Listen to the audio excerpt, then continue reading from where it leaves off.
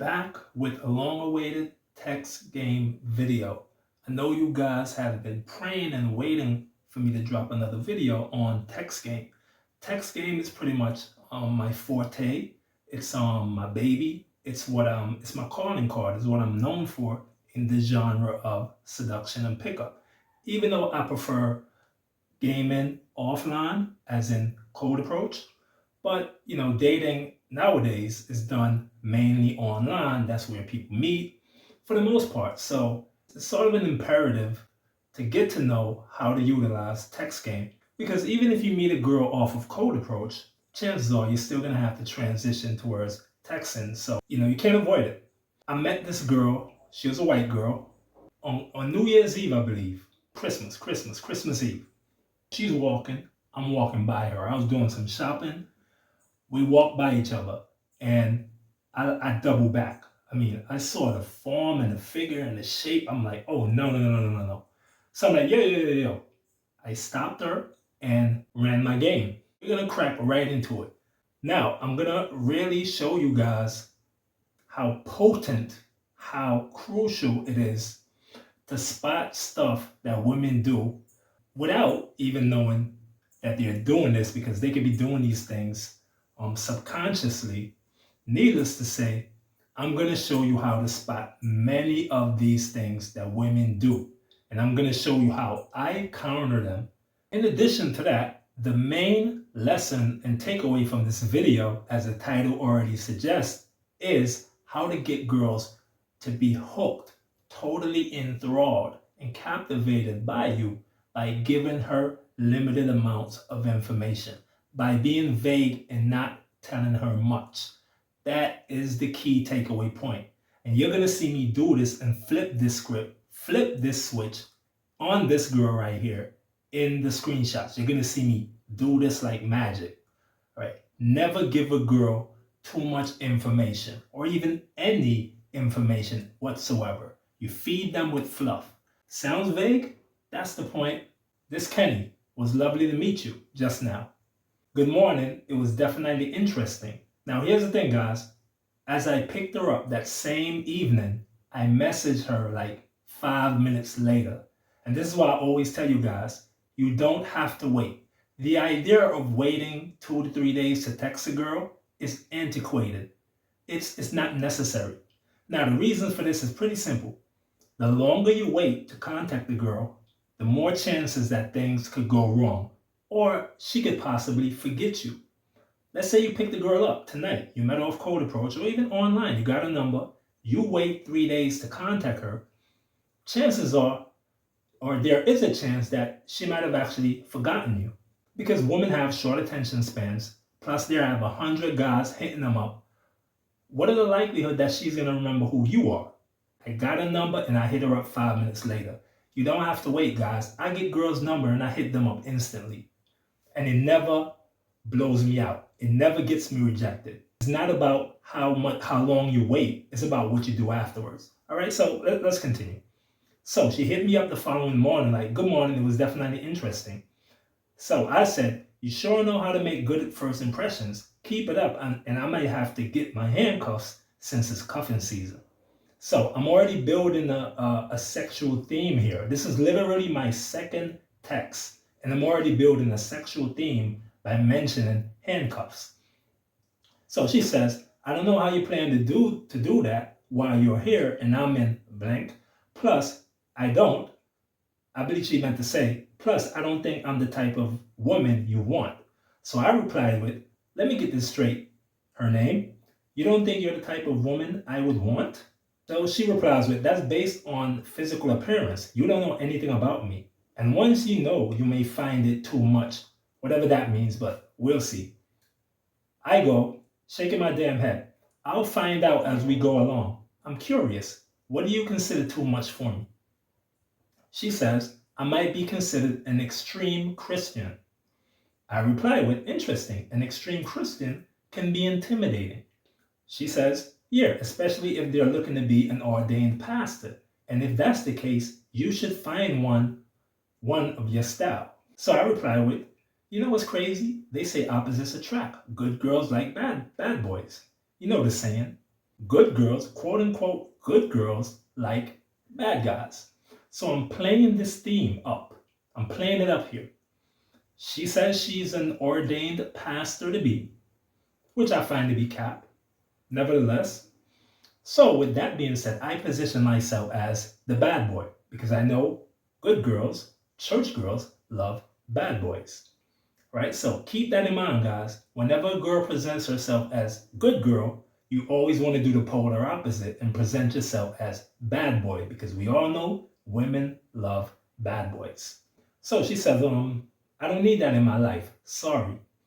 Now, what was this? It was a token resistance. Remember what I always teach you guys.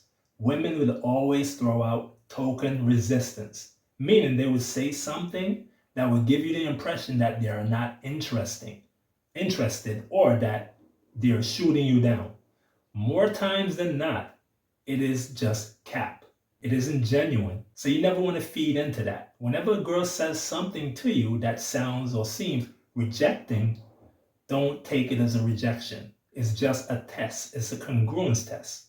She says, I know what I want, and I know I would want to change the guy if he wasn't that. That's not healthy for him or me. I said, since we're getting to know each other, there's one thing that I really like about you. So, guys, this is key right here, what I just said. I ignored the fact that she said, if we get together, she's going to want to change me. And all the stuff that she said before that, that seemed like she was rejecting me. When a woman says stuff like that, you change the subject. So that is where I went to saying, there's something about you that I really like. The power here lies in the vaguity, in the ambiguity. The fact that I'm not telling her what it is that I like about her. I'm just putting it out here that I like something about you. This will get the girl up in her head thinking, what is it that he likes? He didn't tell me. All right, this is part of the attraction process. You feed them tidbits of information, but keep it vague. So she says, what is that? I said, I love your vocabulary and how you write. You actually use punctuations and shit. That's rare. So she said, you're welcome. I can't do anything other than that. It's how I was brought up. So I said, what are your plans for later? So I completely changed the subject. Guys, never fall into a woman's frame. You say what you say, she respond, you change the subject. Never get bogged down in a specific frame or conversational thread. Always know what it is that you want, which is to see the girl and ultimately bed her. So you change the subject. Get to what you really want to get to. So this is what I said. What are you up to later in the evening? I'm assuming you're working today. Meaning that's what she said to me. I redacted the other stuff that she mentioned before because it was, personal as far as what her day and the evening comprises of. So she asked me, I'm assuming you're working today. So I said, yes, I'm working currently until 3. Let's meet later once you're free. So she says, we'll see. I'm a preacher for the Christmas morning service and I still need to prep. I always teach you guys this. Women will rarely ever give you a yes or no if they are interested. They will hit you with maybe or we'll see. I did a video on this many years ago, the maybe test. If you ask a girl to go out or let's meet up, if she likes you or if she's into you, she will likely say, we'll see about that. We'll see, I'll think about it, maybe. Why do they do this? They don't want to sell themselves too early. They don't want to show that they're too invested too early. So it's a form of playing hard to get. So that is why they do this. Instead of saying, yes, sure, I really want to see you later. They don't want to do that because it will make them come off as too desperate. At least that's what they think. So this is why they will hit you with a maybe we'll see. So that's what she did right there. When I threw the proposal out of meeting up, I knew she wanted to see me, but I knew she also had to put up some token resistance and play hard to get. So I said, I get it. You don't strike me as a preacher. I don't come across many preachers that make me double take and get tingles down my spine. So that's in reference to where we passed each other and I double back after I saw her shape and whatnot. So that's in reference to that. So she says, why don't I strike you as a pastor? Is it that because I'm not an old man? Me. To be honest though, I might be a bad influence on you since you're walking a certain path. I wouldn't want to interfere with your life's mission. I'm not a saintly person. You may even see me as toxic. What am I doing there again, guys? And what am I imploring you to do? She set the frame. She's a good girl. I set the frame that I could possibly be toxic, and I'm not a saintly person, as I said. So I'm setting up the dynamics here of polarity. She's saintly, I'm toxic. I go on to say, I am. I am just telling you what your impression may be. I'm not one to sugarcoat. I hope that's not an issue since I like you. Now, whenever you tell a girl you're not one to sugarcoat, you're indirectly letting her know you're unfiltered. And there's certain things that you will say because you're just that type of guy. And women respond positively to this, as you will see. I'm not put off by open, honest conversation. I just don't think it makes sense to waste time if things won't go anyway. I don't think you would be a bad influence on me. If it was that easy, I think she went on to say, if it was that easy, I would already, falling for guys or whatever.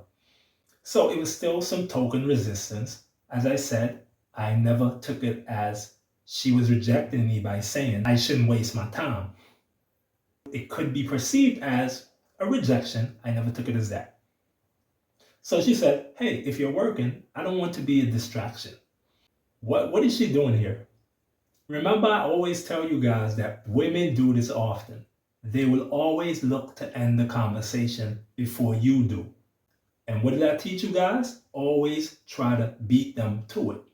So it's either two things you do. When you notice she's trying to wind down, as she did right here by saying what she said, and I know she didn't mean it. This is just female manipulation. Women know that if they end the conversation early, they leave with having the leverage. So you don't give them that. You don't give them the liberty of having the leverage on you. But that's what they do. It's female manipulation 101. They look to end the conversation so they can gain the upper hand. That's what she tried to do. What did I do? I ignored it like she never even mentioned it. But it's going to all make sense later on. So I say that to say there must be something about you apart from the cute face, sexy walk, and shapely body. So I'm building sexual tension here. I'm letting her know in no uncertain terms that I'm checking her out. I like what I see. So she said, I would have to take your word for it.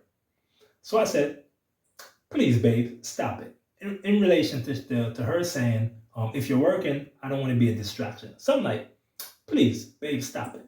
So basically, I called her out. I called her bluff and I called her out because I knew this was a play. I knew this was subtle manipulation on her part. So that is why I said, babe, please stop it. In other words, I was letting her know, don't try to run this on me. Don't try to act like you really want me to get back to work or that you have something to do. I can see through it. So that is what I said that, and she caught it. Most men would not have caught that, but this is what I'm teaching you guys. I knew she was trying to run a play. I caught it, and now I'm calling her out indirectly for it. So she said, I'm just saying, because she knows she was caught. She know I caught her in the trap of trying to leverage me by ending the conversation. So she knew that I caught her. So I said, I love your sense of humor. I can tell you that. What I did here, guys, again, change the subject. Never stay on one topic. Change it. Get erratic with your texting, guys. Get erratic with it. You're talking about oranges and apples right now. Switch the subject and talk about the weather. Then switch it again and talk about cars. Switch it again and talk about PS5. Switch it up, guys. Never have this linear, straight ABC conversation with women. Women do not think that way. So you have to get out of this logical male mindset and think the way a woman does, which is erratically. They go from A, C, D, J, back to B, Z, and so forth. So you want to pick them up in that sort of way. That is how attraction works, not linear. I love your sense of humor. When you compliment girls, as I always teach you, try not to compliment them on their physical affectations, on their looks, their outside appearances. Why not? Because every other guy's doing it. So don't compliment her on her body. Compliment them on the intangibles, the humor, the mind, the wits, the crazy attitude, stuff that you cannot grab. All right? It sets you apart from every other guy who's like, you're cute. Even though I did tell her that indirectly, but that's where the beauty lies. It's indirect. You can tell me whatever you want. That's what she said. So I'm like, and she says, that doesn't mean you can have me. Sorry. So guys, there again is another token slash fake resistance. She's playing hard to get. She is indirectly trying to reject me. But I know it's bull. I know it's fake token resistance. Most guys at that point would have already gotten dejected and feel rejected and probably exit stage left. I don't do that because I know how this story plays out.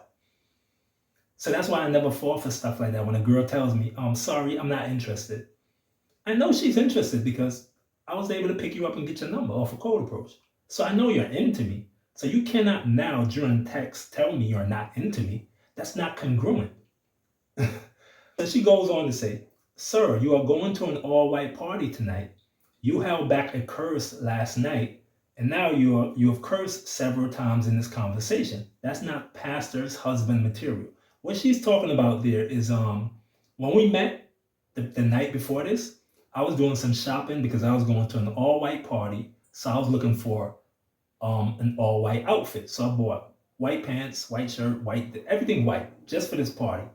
So that's when we met. Yeah, she mentions curse word because I think during the pickup, I cursed. So now she's basically saying, which is just a ish test. She's basically trying to say, well, if I'm looking to be an ordained pastor and I'm this good girl, I can't be mingling with a guy who uses curse words.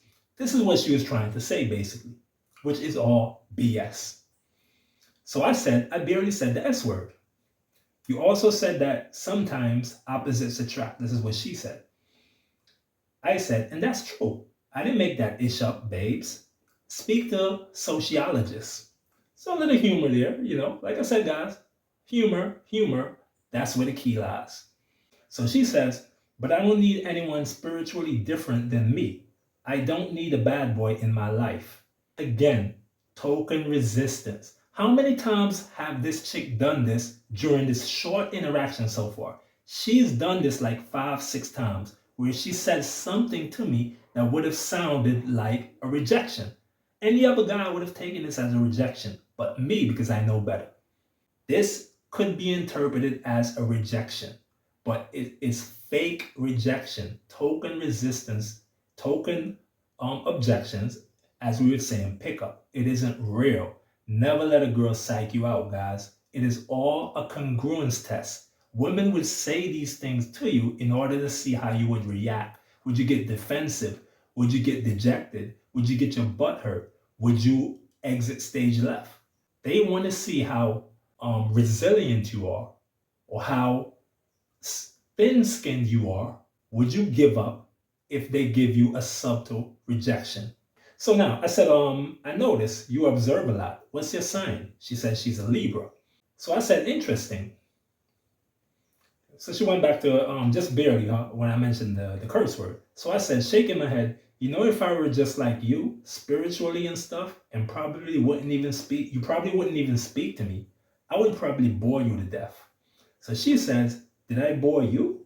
If no, then why would you bore me if you were a Christian? Lord, Christians have a bad rap. So I go on to say, Libras weigh everything. I noticed that about you thus far. So guys, this is some code read. When you get to know a girl's sun sign, a zodiac sign, you always want to play that up. I don't care if you don't know anything about the signs. I don't care if you don't believe in them. Give them the impression that you know about signs and astrology. It would only serve to heighten and deepen the attraction because women love stuff like that. Since they love those things, it would only be beneficial on your part to engage them on that. So, again, I'm sticking to my script, which is to meet up.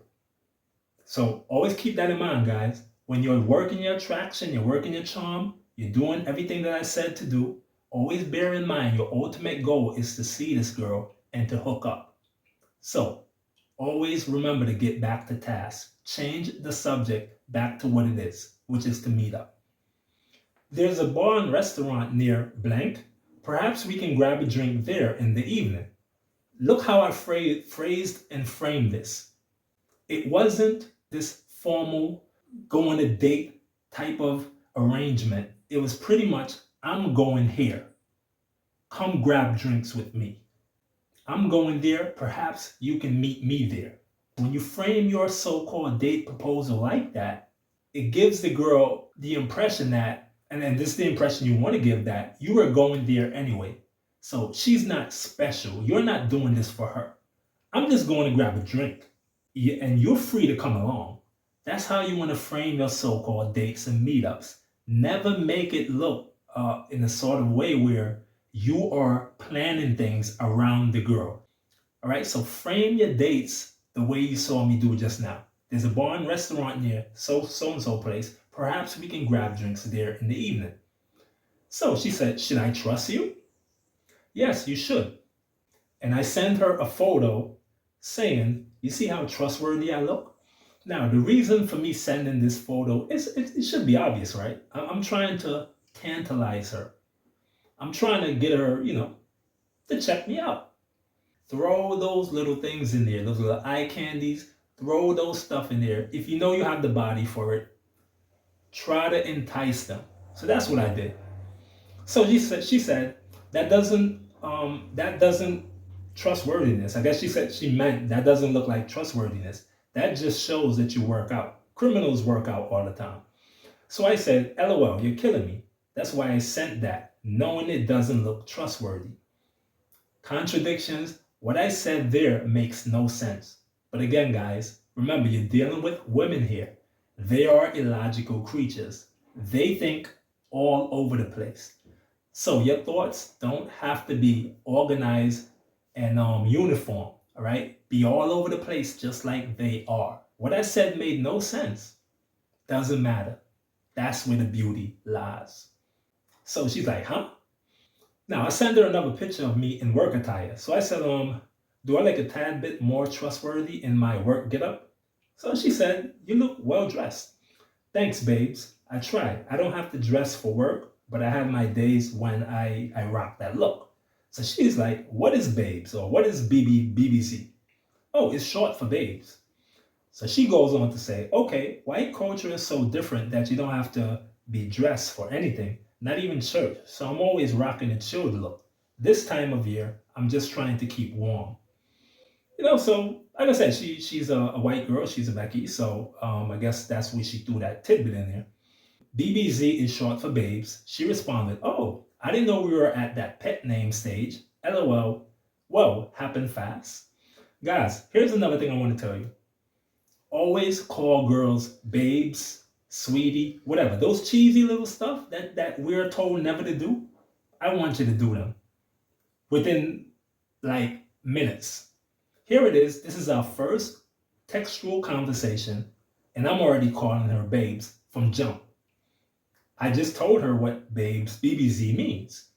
She wasn't turned off by it. She found it humorous. So she's basically like, oh, we're moving that fast already? We're already having little nicknames for each other? She didn't get the ick because I was calling her babes all this time. No, she found it humorous.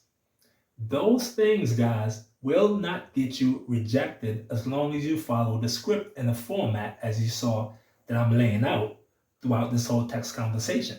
It doesn't seem weird for me calling this girl babes. She's not weirded out by it because it's all due to the structure and everything that I'm doing along the interaction here.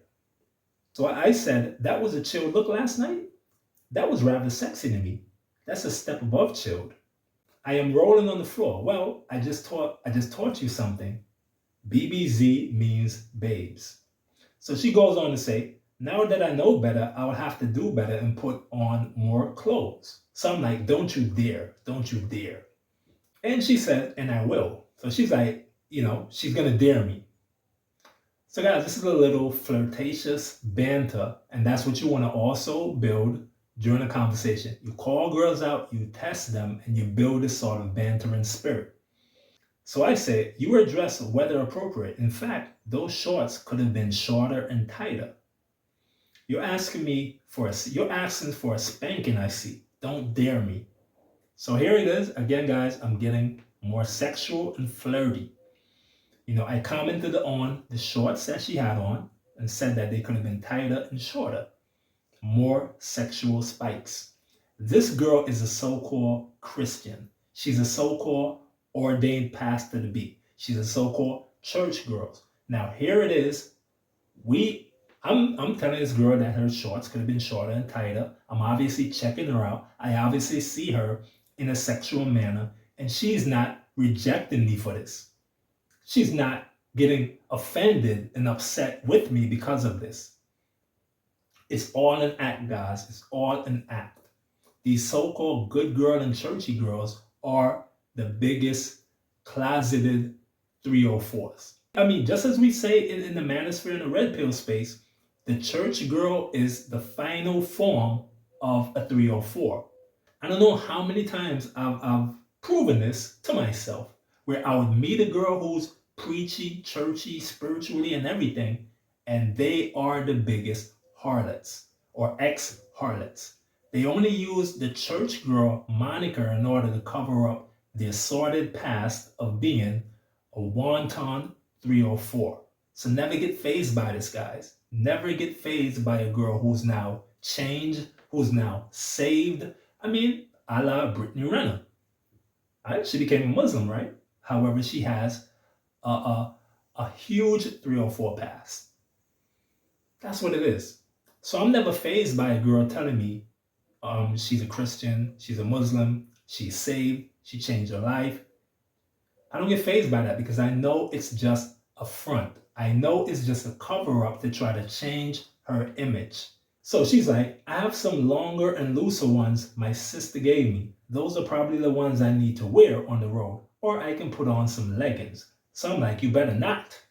So she says, don't put yourself in problems. So I said, shaking my head, you know what? Let me not visualize you in some leggings. It may cause a biological, anatomical, chemical reaction downstairs. So you're right. No leggings visuals.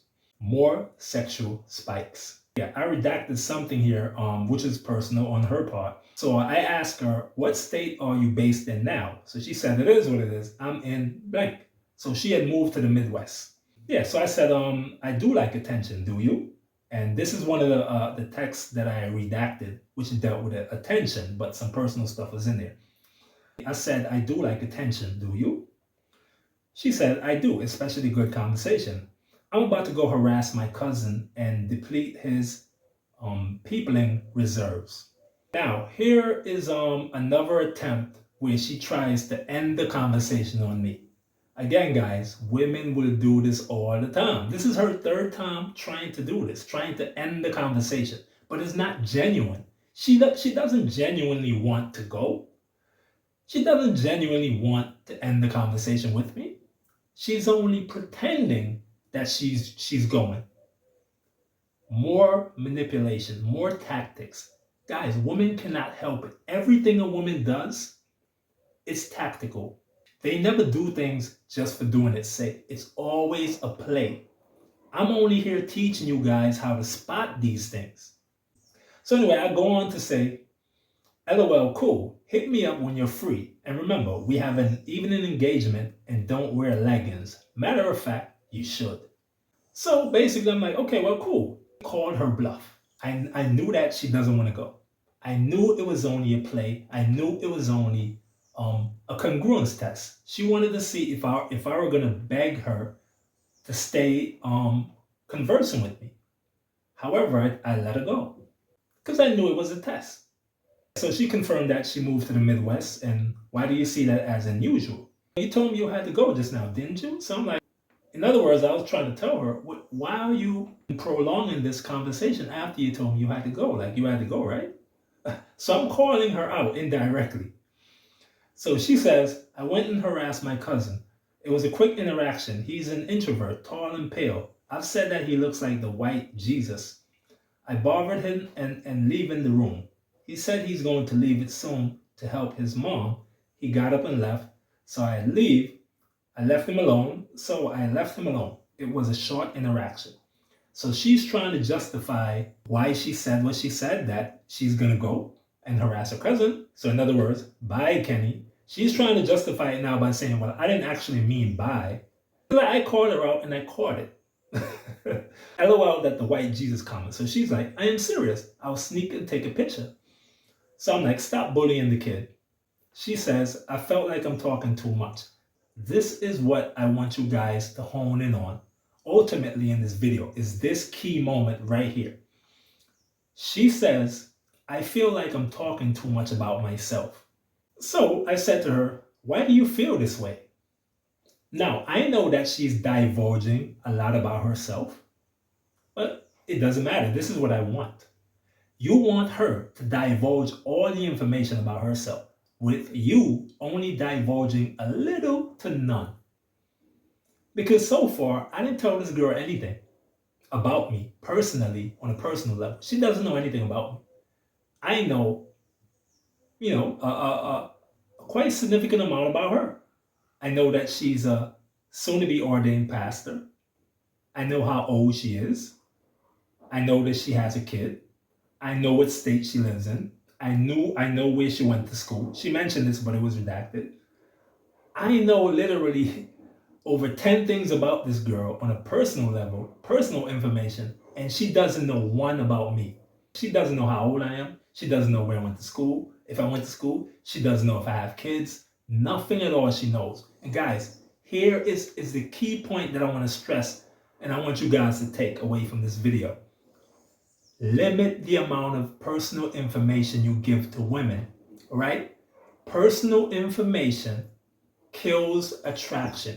It kills your chances of sleeping with a woman. The more personal stuff you tell a girl, the more she gets sexually turned off. Let's say this is a window of attraction here. If you now go on to tell a girl, I have 2 kids, the window gets smaller. Yeah, I work for this company and I'm an engineer and I've been there for 3 years. The window shrinks more. Yeah, I went to school here. I have 3 siblings and blah, blah, blah, blah. Every piece of information that you divulge shrinks the window on your sexual chance with this girl.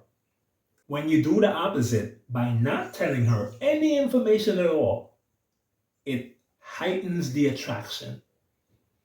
It heightens the attraction when she doesn't know anything or much about you. And this is proof of it. So I say to her, you don't believe in opening up? Which I'm being coy right now. I'm just playing it all up right here. So she says, it just feels one-sided. I don't think you've told me anything about you other than your name. I'm very open, maybe too open, so when I feel the way, I pull back. So I said, shaking my head, really? You know my name, my age, 42, my height. You know that I have a 6-pack and that I love you. You know I have a 6-pack that I love you to rub on and kiss on. I mean, you know a lot about me, babes. She says, I know nothing. I'm going to let you get your rest and get your nap. You will get to know more about me this evening when we meet. We'll be thinking about you. So guys, here is key and where I flipped the script on her. Remember how many times she tried to dead the conversation or she tried to say farewell? She did it like 3, 4, 5 times. Here is where I did that to her by telling her, I'm going to let you get some rest or a nap. Basically, I'm telling her farewell. This was a key moment of me doing that. You want to do this at crucial points within a conversation where the girl is fishing for information. So she's fishing to know more about me, and I'm ending the conversation. This is what I'm doing here. Always, guys, if you have to write these things down, the key points that I'm mentioning here, do it. She wants to know more about me, but you deny them that. Don't succumb to it and start to tell the girl everything about yourself. I work, I go to school here, I have 3 kids, I've been out of a relationship for 10 years now. That will only unalive the attraction that you already built, guys. Never divulge information, especially when they're fishing for it. So what you want to do, like you just saw, future project. Future project is an old pickup term, which means, for instance, I said, you will get to know more later on when we meet. So I'm telling her in the future, whenever we do meet, which would be tonight, you will know more about me. All right. So I'm leaving her on a cliffhanger, guys. This is very key. This is how you build attraction and get the girl more attracted and excited. Always be an enigma. Always be a puzzle. Always be ambiguous. All right. That is the key in attracting girls. I mean, I spoke about this many moons ago with the Jesus effect. Jesus, although I don't believe in him, he spoke in parables. Nothing was taken at face value. You had to dig a little bit deeper to translate what Jesus was saying. And that was the power and the key in why he had such a large following in that storybook called the Bible. And in pickup and game, when picking up women, you want to embody that also. Be enigmatic. Speak in riddles. Speak in coded language. Give very few personal, actual, logical, rational information. Remember, guys, you're dealing with women here. They are not logical, rational, thinking beings. So you have to seduce them to be more effectively. If you want to get quicker sex, you have to seduce them on the level that they live on, which is woo land, where nothing is real. You want to feed women fluff. Feed them fluff. The amount of information you give them, make sure most of it is fluff, not logical, real information. I know that I have been a bit vague and reserved and not much of an open book. She said, very true. I admit that, I said, and I like that you were open and expressive. She says, thank you for that. Does that change? So I'm like, does what change? Me opening up? She says, yes. So guys, again, I'm being very vague here, and I falsely acknowledge that I'm being a bit reserved and ambiguous, which I know I am, but that is the magic, which she doesn't know. That's the magic. Now, again, she's fishing for more. She wants to know more. Gosh, she is totally invested here, dying to know more about you.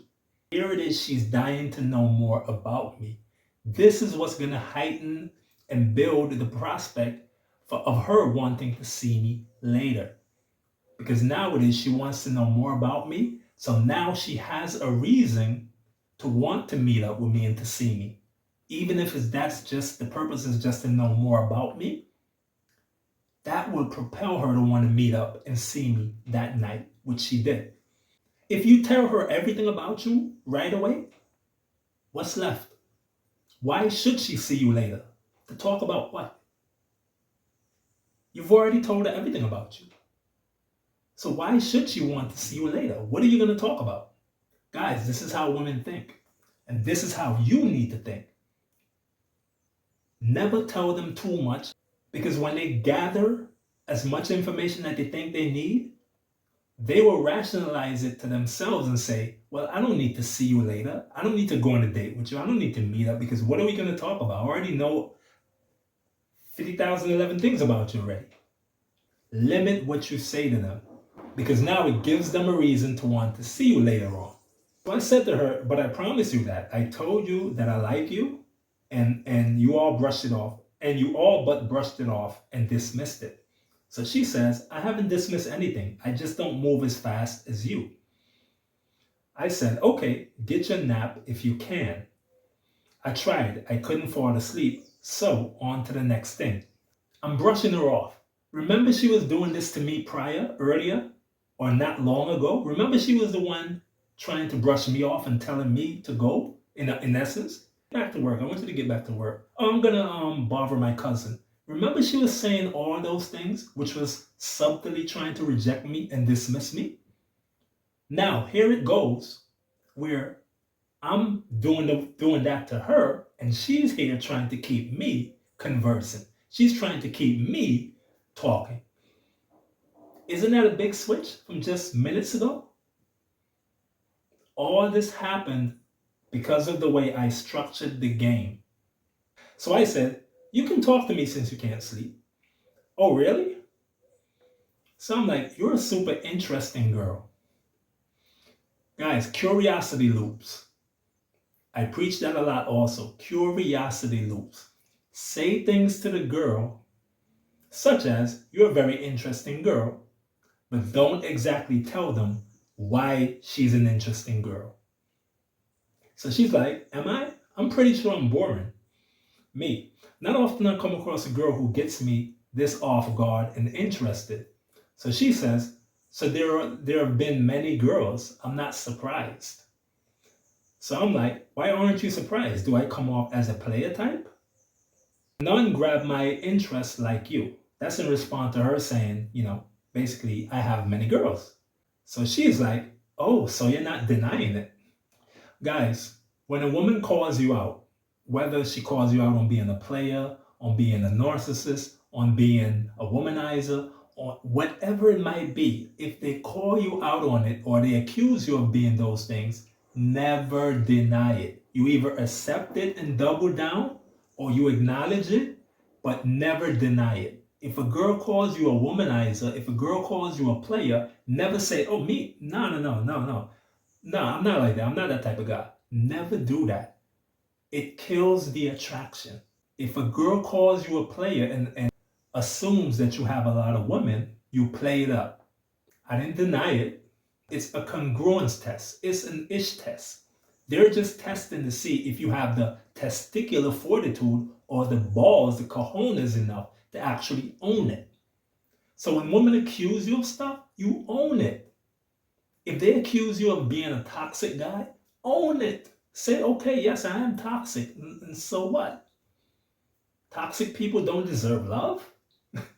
That's how you do it, guy. Never shy away from any accusation that a woman throws at you in this stage of a pickup. It's just a test. The moment you tuck your tail and deny anything, that is when the attraction is lost. So she says, "Plus you're more mature in age. I won't be surprised if you have multiple children by multiple women." So I'm like, as egregious as that sounds, it is common. I also said to her, and this is key, my hands are going to be tied up for a while at work. Here I am dismissing her. I'm trying to run from the conversation. Not run as in the sense of I'm intimidated. No, run in the sense of, "Hey girl, I don't want to be on the phone here talking and blabbing all day. I got other stuff, more important to do." So I'm running, she's chasing. So she says, "Do your work. It's cool." At this point, I knew she felt some kind of way. And this is what I wanted to happen. Because she's fishing for information. She obviously wants to continue conversing with me, but here I am dismissing her. So I know she feels some type of way. But this is what you want to happen. It's only going to serve to deepen the attraction and make the girl want to see you even more. So I said to her, "Why are you acting that way? I sense that you're a bit upset." So she's like, "I'm not in the least a bit upset. You have to work. I can't and won't be mad at you about that. That is all cope." She is upset that I have to go. She does feel a kind of way. I can sense this, guys. I can read this like a book. I've been doing this for ages now. I can read every move. She felt a little dejected that I was dismissing her and telling her I had to get back to work. She hits me up 4 hours later. "Sup, I thought you were going to a party." Another thing, guys, whenever a woman initiates conversation, it is a sure shot sign that she's interested. It's a sure sign that she's into you if she's the one who reinitiates conversation. So this is 4 hours later, she hits me up with, "Sup, I thought you were going to a party." That's the all-white party that I mentioned I was going to. So I'm like, "I am, babes. Still early." So she said, "Yeah, I'm not the one for you. You need someone to party with." Guys, it is laughable when women do this because, like I said, I peep the game. I know it. I can see it. So it's humorous now when they do stuff like this. "Oh, you know what? This is not going to work out because you need to find someone who's going to be a party girl because I'm like this Christian. I'm like this religious girl. I don't do the party thing. We're not compatible." When women do this, guys, they are looking for you to chase and beg. It's a bait. They're hoping for you to bite the bait and start to chase. So she now wants me to chase and say, oh, no, no, no, we're compatible. We're compatible. Don't say that. Why would you say that? I really want to see you. That's what she's fishing to do here by saying, you know what? We're not going to work out. We're not compatible. You need to find someone you can party with. So I'm like, party is later on. It's just 7 p.m. So that's how I dismissed it and brushed the crap off that she was trying to say. Because like I said, she wanted me to beg and plead and so forth. And I'm like, girl, you tripping. The party is later on. It's only 7 p.m. So she said, I wouldn't know. I've never lived that life. I guess she's like, she wouldn't know what time the all-white party is because she's not like a party type. Whatever. So I'm like, I'm sitting here alone at blank, blank, blank, the restaurant that I was sitting at, grabbing drinks by myself. This is where there's a spot that she was to meet me, and which she did eventually meet up with me. So she's like, LOL, you full of chat. Did that work with your other woman? Women love players. So she already has me in this bracket as this player guy who has a bunch of women he's dealing with. That's the frame you want to build. You want women to see you as a man who has other women. That didn't deter her. It didn't stop her from getting to know me and meeting up with me. Like minutes later, she met up with me like 20 minutes after this. In spite having the impression that I'm a womanizer, which I'm cool with her having that impression. Women want players. They want men who other women want. Had I denied this and been like, oh, no, no, no, I'm like a one woman man. I'm this monogamous guy. I don't sleep around. I'm not promiscuous. Had I done that, she would have never met up with me. I would have dropped points in her eyes by trying to position myself as a monogamous man who's looking for something serious. She would have rejected me. She would have flaked on me. She would have stood me up.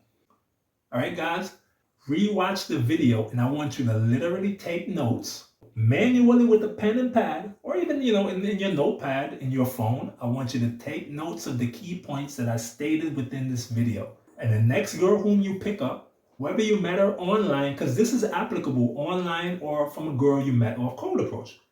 Even though I meet majority of the girls I meet off of cold approach, I still utilize this text game format.